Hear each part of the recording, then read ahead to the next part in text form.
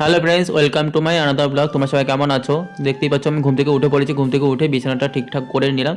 বিছানাটা ঠিকঠাক করার আগে আমি ফ্রেশ ট্রেশ হয়ে চলে এসেছি। এদিকে দিদা মিষ্টি জল ভিজিয়ে রেখেছিলো, সেটাই আর কি খাবো। আর দিদা ওদিকে চা খাচ্ছে আর টিভি দেখছে। আমি যাই মিষ্টির জলটা খেয়ে নিই। আর এদিকে বাইরে বৃষ্টি হচ্ছে, মানে ঝিরিঝিরি বৃষ্টি পড়ছে, তার জন্য দোকানেও যেতে পারছি না। তাই ভাবলাম এখন আর যাবো না, একেবারে বিকেলবেলায় যাবো। বিকেলবেলা বৃষ্টিটা কমে যাবে আই থিঙ্ক।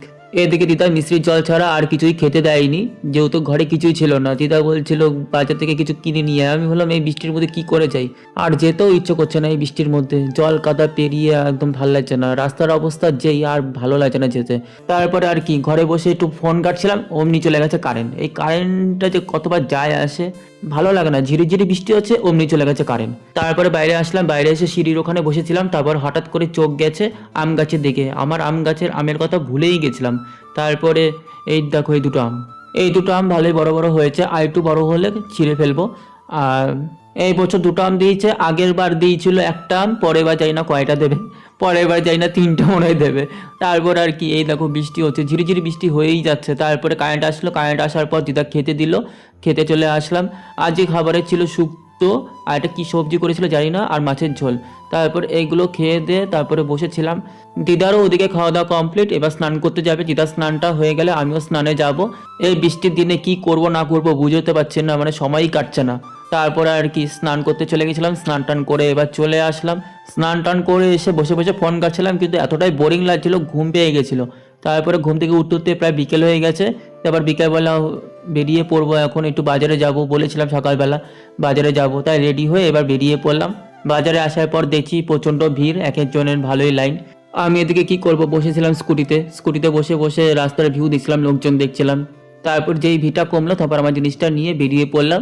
আরও একটা জিনিস নিয়ে এসেছি, সেটা তোমাদেরকে পরে দেখাচ্ছি। তারপর চলে আসলাম বাড়ি। বাড়ি এসে দিদাকে ডাক দিলাম। দিদা ডাক দেওয়ার পর গেটটা খুললো।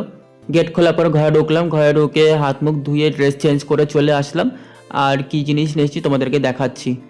আর নিয়ে এসেছি চিকল, চিকল চেন আর আংটা, মানে এস টাইপের আংটাগুলো হয় সেইগুলো নিয়ে এসেছি। এগুলো নিয়ে আসার একটা কারণ তোমাদেরকে পরে বলছি। আগে এই এস আংটাগুলো কালার করে নিই, মানে লোহার তো, মানে মরিচা ধরেছে একটু একটু, মানে তাই একটু ভাবলাম কালার করে দিই। ফেব্রিক কালার ঘরে আছে, তাই ভাবলাম ফেব্রিক কালার দিয়ে কালার করে দিই। এদিকে ফেব্রিক কালার দিয়ে কালার করতে গিয়ে আমি হাত কালার হয়ে গেছে, কখন রং লেগে গেছে টেরই পাইনি। পরে দেখছি এই হাতে রং লেগেছে, ওই হাতে রং লেগেছে, এত ভালোভাবে কাজ করার পরও দেখছি যে রং লেগে গেছে। তারপর আর কি এক এক করে এই আংটাগুলো রং করে নিলাম, একটা ছোট একটা বড়। বড়টা ওপরে দেবো আর ছোট আংটাটা নিচে। তারপরে রং টং করার পর রেখে দিলাম, শুকোনোর অপেক্ষা করছি। তারপরে এদিকে আমি হাত ধুয়ে চলে আসলাম। এদিকে এই আংটাগুলো ভালোই শুকিয়ে গেছে, এই দেখো এরকম লাগছে কালার করার পর। আর এই দেখো চিকল, এই দুটো নিয়ে এখন চলে যাব ওপরে।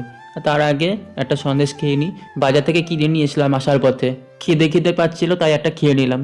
আর এই দেখো চলে আসলাম ওপরে। ওপরে আসার পথে টুলও নিয়ে এসেছি, যেহেতু টুলের দরকার পড়বে। আর এই সেই কারণ, এর জন্যই নিয়েছি চিকল চেন, দড়ি দিয়ে বাঁধলে ছিঁড়ে যাবে যখন তখন, তাই ভাবলাম এবারে চিকল চেন নিয়ে এসেই ঝুলিয়ে দিই। এই দোলনাটা 2 বছর আগে কিনে নিয়েছিলাম দীঘা থেকে, মানে ঝোলানোই হয়নি। এতদিন বাড়ির কাজ হচ্ছিল বলে কিছু করতে পারিনি, তাই এবার বাড়ির কাজ কমপ্লিট, তাই ভাবলাম ঝুলিয়ে দিই। এদিকে চেনটা ঝোলানোর সময় দেখছি বড় হয়ে গেছে, একটু ছোট সাইজ নিয়ে আসলে ভালো হতো। আর যাই হোক, হয়ে গেছে।